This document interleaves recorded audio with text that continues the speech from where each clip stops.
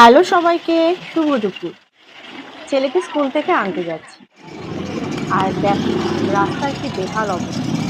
এই বর্ষায় যেখানে রাস্তাগুলো ঠিক থাকবে তা তো নয়, আরও রাস্তাগুলোকে খুঁড়ে খুঁড়ে পুরো একদম বেহাল অবস্থা করে রেখে দিয়েছে।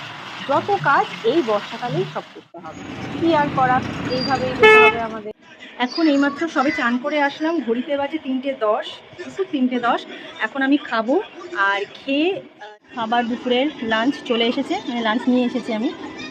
আজকে লাঞ্চে হয়েছে ভাত, সাদা ভাত, তার সাথে হয়েছে নোটে শাক, আচ্ছা এখানে হচ্ছে মাছের মাথা দিয়ে লাউ ঘন্ট, একটু আলু ভাজা আছে, আর সোস টপার হচ্ছে এটা, পাবদা দিয়ে সর্ষের ঝাল হয়েছে।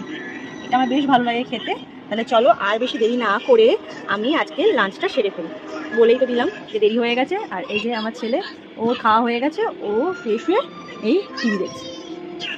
তাহলে আমি খেয়ে নিই, খেয়ে তারপরে পরে আবার তোমাদের সাথে দেখা হচ্ছে। টাটা।